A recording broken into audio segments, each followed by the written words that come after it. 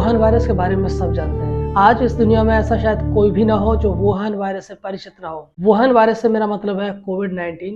और कोविड-19 के बारे में अभी एक नई रिपोर्ट सामने आई है जो बताती है कि कोविड-19 के बारे में जो बात सबसे ज़्यादा सामने उभर कर आई है कि कोविड-19 चाइनीज लैब से लीक हुआ है।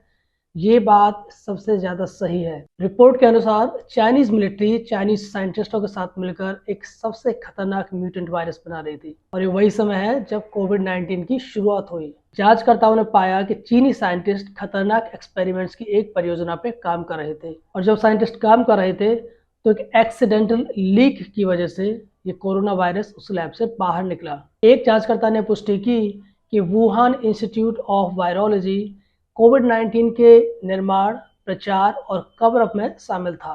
सबसे ज़रूरी बात यह है कि जब चाइनीज साइंटिस्ट कोरोना वायरस पर रिसर्च कर रहे थे तो रिसर्च में जो भी प्रोग्रेस उनको हुई उस प्रोग्रेस के बारे में किसी भी तरह की जानकारी पब्लिश क्यों नहीं हुई। और उसका सबसे बड़ा और एकमात्र कारण यह है कि चाइनीज मिलिट्री चाइनीज साइंटिस्टों के साथ इस प्रोजेक्ट पे काम कर रही थी, जिससे पता चलता है कि चीन बायो वेपन्स के निर्माण के प्रयास में था। वुहान इंस्टीट्यूट ने 2003 में सार्स वायरस पर प्रयोग शुरू किए। दक्षिण चीन की गुफाओं से एकत्रित किए गए बैट वायरस पर खतरनाक एक्सपेरिमेंट किए गए और जब ये एक्सपेरिमेंट किए गए तो शुरुआत में इन एक्सपेरिमेंट को पब्लिश भी किया गया था। इन एक्सपेरिमेंट्स की श्रृंखला में 2016 में कोरोना वायरस के एक नए वायरस को चाइना के एक क्षेत्र में पाया गया और उस वायरस से कई मौतें हुई, लेकिन जब वो मौतें हुई तो उनको चाइनीज डिपार्टमेंट ने रिपोर्ट नहीं किया। अब उस वायरस को करंट कोरोना वायरस के एक फैमिली मेंबर के रूप में देखा जाता है। यही वो वायरस है जिस पे चाइनीज मिलिट्री और चाइनीज साइंटिस्टों ने मिलकर क्लासिफाइड एक्सपेरिमेंट्स शुरू किए।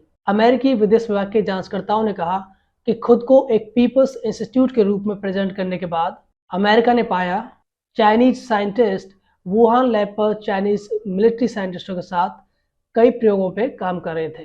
वुहान इंस्टीट्यूट ऑफ वायरोलॉजी चीनी सैनिकों की देखरेख में 2017 से जानवरों पर क्लासिफाइड एक्सपेरिमेंट्स करते रहे।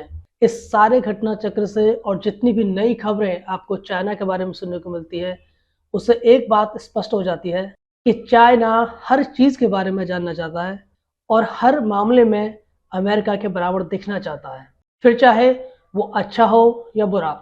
जहां तक कोरोना वायरस के ओरिजिन प्लेस के बारे में प्रश्न है, उम्मीद है कि उसके ट्रू प्लेस ऑफ ओरिजिन की सच्चाई एक दिन दुनिया के सामने आएगी, एक सच्चाई जिसे पूरी दुनिया मानेगी।